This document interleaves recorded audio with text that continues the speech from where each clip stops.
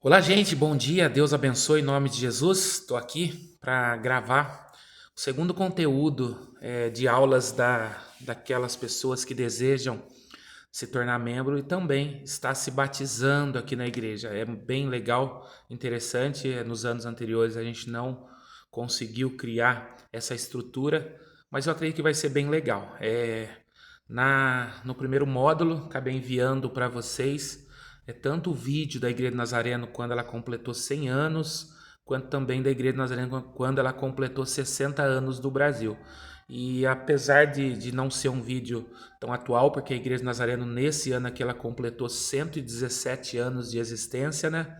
Então já é um vídeo um pouquinho antigo, mas ele trouxe bastante informação, assim, principalmente da história da Igreja de Nazareno, não só no seu contexto geral, mas no contexto nacional também aqui do nosso país.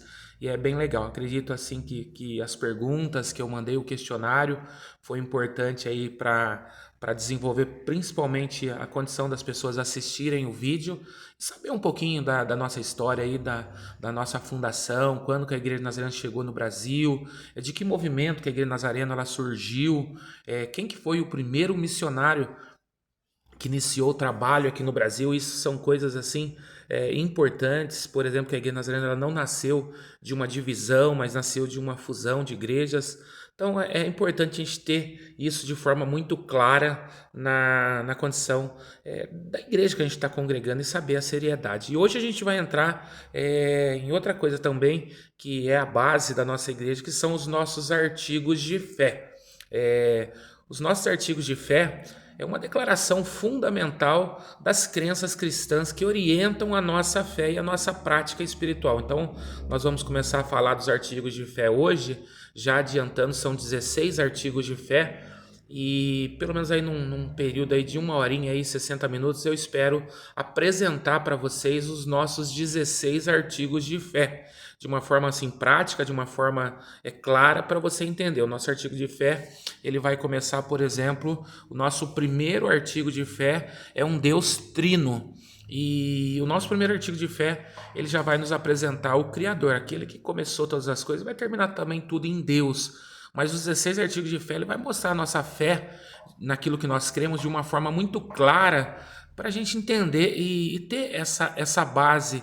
O que a Igreja Nazarena acredita? Então, todos os nossos artigos de fé, eles são assim extraídos da palavra de Deus, e a gente vai ver que vai nos apresentar muitos versículos. Eu não vou ler todos, vou ler alguns assim se achar necessário, mas eu estou gravando aqui e você tem acesso a esses versículos. Depois também dá para você pegar cada versículo e assim aprofundar mais. Se você tiver uma dúvida também, você pode entrar em contato comigo, perguntar, com certeza eu como pastor estou aqui para esclarecer. Mas vamos lá, primeiro artigo de fé, um Deus trino. Nós cremos num só Deus infinito, eternamente existente. Deus ele não foi criado, mas Deus na verdade ele é o Criador, né? Ele é soberano, Criador e sustentador no universo, que somente Ele é Deus, não existe outro Deus, só existe um único Deus que é santo em sua natureza. São atributos, né? Quando a gente fala de atributos, por exemplo, a gente falar de onisciência, onipotência, onipresença, um Deus imutável, são atributos que somente Deus tem. E os propósitos de Deus? O Deus que ele é amor, que ele é santo, que ele é luz, e ele é trino no seu ser, porque depois a gente vai falar nessa questão de ser trino no seu ser, porque nós cremos na Trindade, revelado como Pai, Filho e Espírito Santo. E aí você vai ver alguns versículos, e esse versículo de João, capítulo 14, do versículo 6 ao versículo 27, eu destaquei ele em negrito aí, porque ele vai nos apresentar as três pessoas da Trindade: Deus Pai, Deus Filho e Deus Espírito Santo. Então, esse é o nosso primeiro artigo de fé, um Deus trino. Vamos lá para o nosso segundo artigo de fé. Nosso segundo artigo de fé é Jesus Cristo, né? Nós cremos em Jesus Cristo como a segunda pessoa da Santíssima Trindade, e que ele é eternamente um com o Pai que encarnou pelo Espírito Santo. Aqui a gente vai ver Jesus Cristo como a segunda pessoa da Trindade, mas não tirando a condição de Deus Pai e também já apresentando a condição de Deus Espírito Santo. E aí vai falar um pouquinho de Jesus. Nós cremos que Jesus ele nasceu da Virgem Maria e assim duas naturezas perfeitas, não somente perfeitas, mas completa. O que isso significa? Isso, quando a gente fala de duas naturezas perfeitas, vai nos apresentar a divindade de Deus em Jesus e a humanidade de Deus também em Jesus, que se uniram em uma só pessoa. E assim vai nos apresentar que ele é um verdadeiro Deus e um verdadeiro homem. Então, resumindo, ele é 100% Deus, mas Jesus também é 100% homem.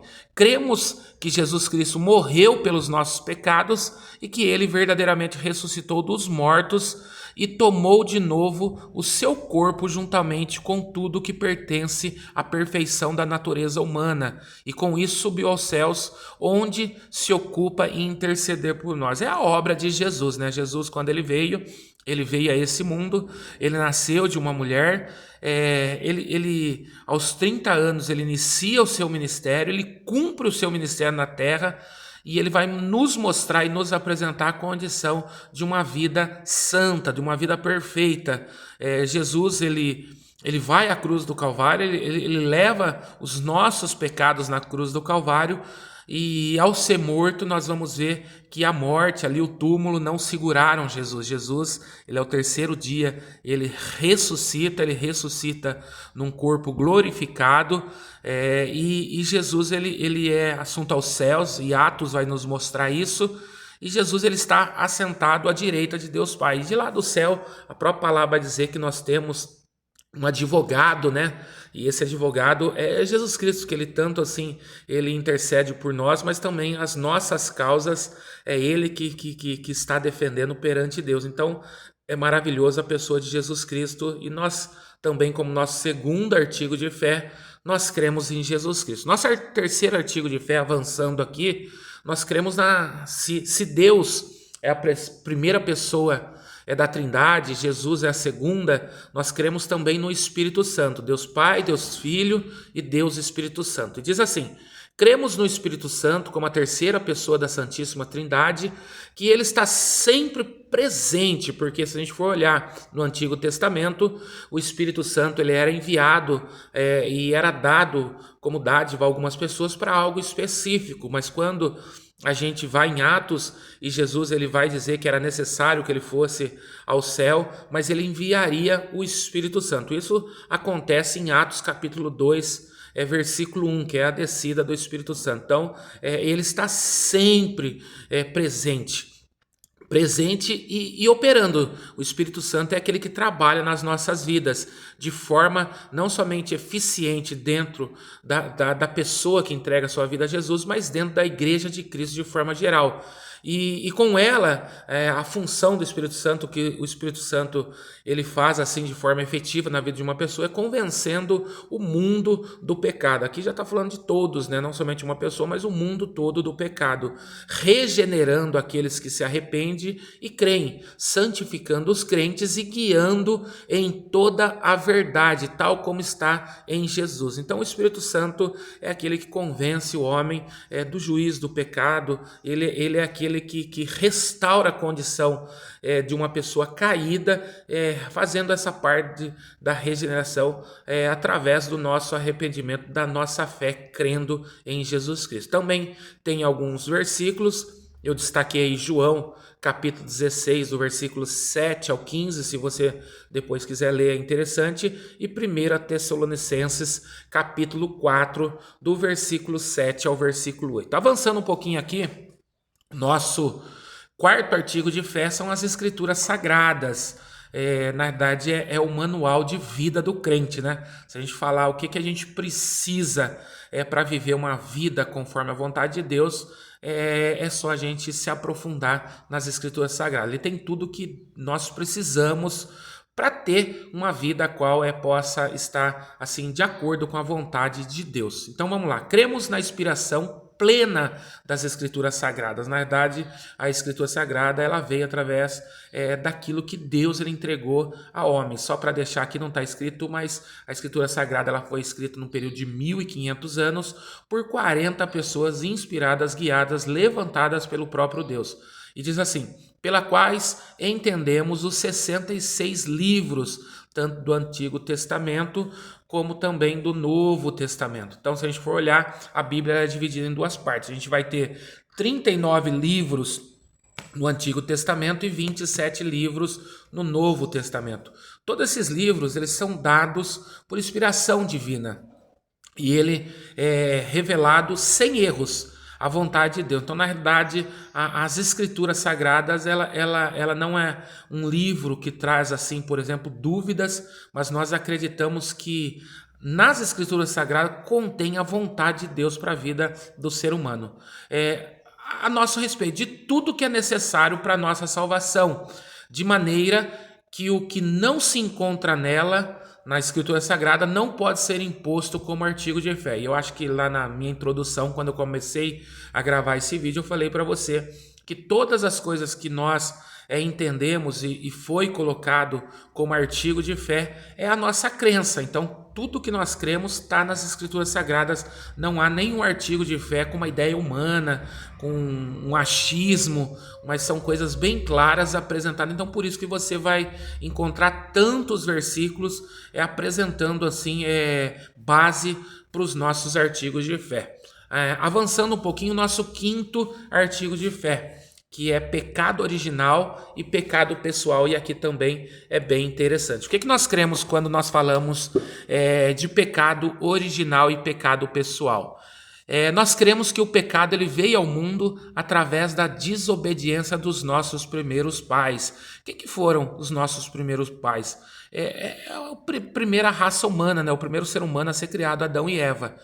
E pelo pecado veio a morte, porque eles desobedeceram. Se a gente for ver, a gente não tem nenhum versículo que vai ser apresentado que Deus criou Adão e Eva e eles iriam em algum momento morrer. Então, na verdade, dá a entender que Deus ele criou a primeira raça, o primeiro ser humano para viver de forma eterna.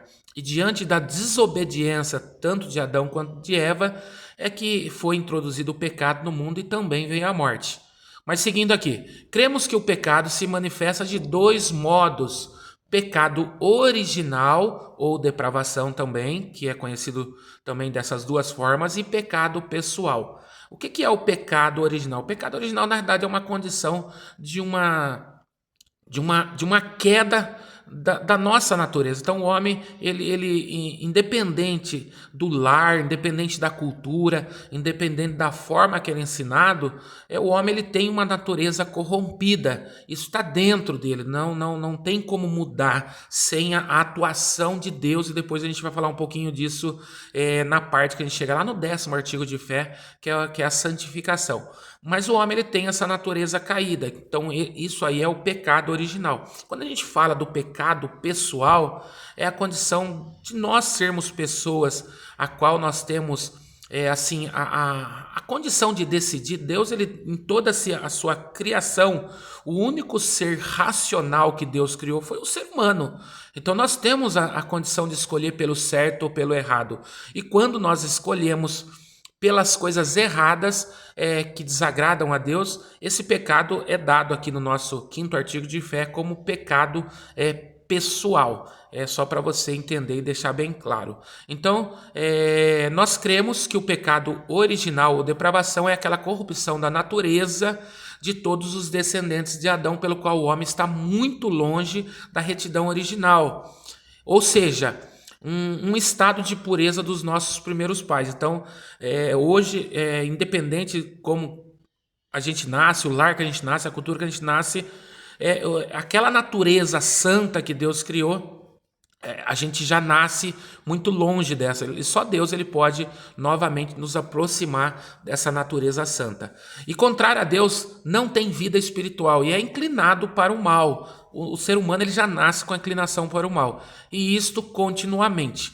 Nós cremos ainda que o pecado original continua a existir com a nova vida. do regenerado, até que o coração seja inteiramente limpo pelo batismo com o Espírito Santo. O que a gente crê? Por exemplo, eu entrego a minha vida para Jesus. Eu assim, confesso com os meus lábios Jesus como o único e suficiente Salvador. Mas ainda assim, eu vou continuar ainda levando essa natureza caída dentro de mim, porque além de eu entregar minha vida para Jesus, eu preciso também ser cheio do Espírito Santo, ser batizado com o Espírito Santo. Nós vamos falar um pouco disso também, um pouquinho mais para frente você vai entender. Seguindo aqui, cremos que o pecado original ele difere do pecado pessoal. São dois tipos de pecado. Pecado original é um, pecado pessoal é outro. Pecado original é uma natureza que nós herdamos já dentro da condição da humanidade, desde lá do pecado de Adão e Eva. Então a gente nasce com essa natureza corrompida. Então isso é o pecado original. Diferente do pecado pessoal, que o pecado pessoal é uma atitude de escolha. Eu escolho pecar. E diz assim, em que constitui a propensão herdada para pecar, pela qual ninguém é responsável até o momento que se negligencia ou se rejeita o remédio divinamente providenciado.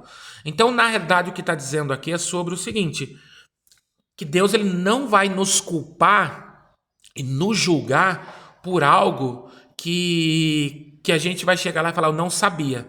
Então, Deus ele vai nos julgar por algo que a gente sabe, nós somos racionais, então pelas nossas escolhas. E aqui existe uma diferença dentro da nossa teologia, a gente separa o que é erro e o que é pecado. O que é pecado? Pecado é quando de uma forma voluntária, segundo John Wesley, de uma forma voluntária, eu escolho desobedecer uma lei de Deus. Quando na verdade o erro é diferente, então a gente não vai ser julgado pelos nossos erros, nós vamos ser julgados pelos nossos pecados, porque o erro na verdade é um ato a qual eu não estou consciente, mas eu estou praticando. Então o que está dizendo aqui é que nosso julgamento ele vai acontecer perante aquilo que a gente pecou de forma consciente. Seguindo um pouquinho ainda falando de pecado original e pecado pessoal, agora se falamos aí um pouquinho, você acredito que já entendeu o que é pecado original, o que é pecado pessoal, quero falar um pouquinho mais a fundo do pecado pessoal. Cremos que o pecado pessoal ele constitui uma violação. Lembra que eu falei agora um pouquinho anterior? O pecado pessoal ele constitui uma violação voluntária da vontade conhecida de Deus. Então a pessoa ela vai pecar de forma consciente, e isso é pecado pessoal. Feita por uma pessoa moralmente responsável. E por que aqui está dizendo uma pessoa moralmente responsável? Porque Deus ele não vai julgar, por exemplo, uma criança no mesmo nível que ele vai julgar um adulto. Um adulto ele é responsável pelos seus atos, diferente de uma criança. Deus ele não é injusto. Ele não vai julgar uma criança como ele vai julgar um adulto. Então, por isso que a gente está colocando aqui, feita por uma pessoa moralmente responsável. Portanto, não deve ser confundido com limitações involuntárias e inescapáveis, enfermidades, faltas, erros, falhas ou outros desvios de um padrão de perfeita conduta que são os efeitos residuais da queda do homem. Na verdade, o que está dizendo aqui é que Deus ele não vai julgar de forma injusta. Deus certamente, sendo um Deus que é justiça, na condição do trono, todos nós vamos ser julgados de forma a qual Deus ele não vai aplicar a injustiça. Contudo, tais efeitos inocentes não incluem atitudes ou respostas contrárias ao Espírito de Cristo, que podem em si mesmas ser consideradas pecados do Espírito. Cremos que o pecado pessoal é fundamental e essencialmente uma violação da lei do amor, em que, em relação a Cristo, pecado pode ser definido como descrença. Então, o pecado, na verdade, também ele é definido como a falta de crer que Deus existe. Isso é bem importante. Daí eu separei lá em negrito, versículo de Gênesis, capítulo 3, versículos 5 ao 10, que vai nos apresentar um pouquinho mais a ideia do que é pecado original, esse pecado herdado na nossa natureza. E separei também aqui sobre pecado pessoal para você entender um pouquinho, dois textos, Romanos, capítulo 3, versículo 23, E 1 João 1,9, depois você lê lá, com certeza vai te ajudar. Seguindo, nosso sexto artigo de fé. Nosso sexto artigo de fé é a expiação, é a obra de Jesus na cruz do Calvário. Nós cremos que Jesus Cristo, pelos seus sofrimentos, pelo derramamento do seu próprio sangue, pela sua morte na cruz, fez uma expiação completa para todo o pecado humano. Por que nós cremos assim? Porque nós acreditamos que a obra de Jesus na cruz, ela não é para um grupo, não é para uma nação, não é para um determinado número de pessoas, mas nós cremos que a expiação de Jesus na cruz, além dela ser para toda a humanidade, ela foi de forma completa. E que esta expiação é a única base da salvação. Só há um único meio da gente ser salvo, é através do sacrifício de Jesus. E que esse sacrifício é suficiente para cada pessoa da raça de Adão. Então, se alguém apresentar para você algum outro meio de ser salvo, obras, às vezes coisas até boas, obras, não, você tem que fazer isso, você tem que pagar uma penitência, você tem que andar de joelho, você tem que fazer isso, e são coisas que vai assim contribuir para a sua salvação. Nós não cremos dessa forma. Nós cremos que o que Jesus ele fez na cruz do Calvário ali é unicamente suficiente para a nossa salvação se a gente crer e se arrepender dos nossos pecados. E diz assim: a expiação é gratuitamente eficaz para a salvação daqueles que não são capazes de assumir a responsabilidade moral e para as crianças na idade da inocência, mas somente é eficaz para a salvação daqueles que chegam à idade da responsabilidade quando se arrependem e creem. O que eu estou dizendo aqui? Eu estou dizendo que o ato de Jesus na cruz, Jesus ele não vai julgar alguém pelo fato da pessoa ela não ter esse entendimento, ela não saber o porquê que Jesus foi na cruz. E a obra de Jesus na cruz também, ela não vai poder ser cobrada de uma criança, por exemplo. Então, quando aqui a gente olha Jesus na sua justiça, Jesus ele é justo até no ato da nossa salvação. Então, quando a gente passa a entender a obra de Jesus na cruz do Calvário, nós temos que ter isso na nossa mente, que isso passa a ser uma responsabilidade nossa para com Deus, da gente mudar de vida. Nós precisamos mudar de vida.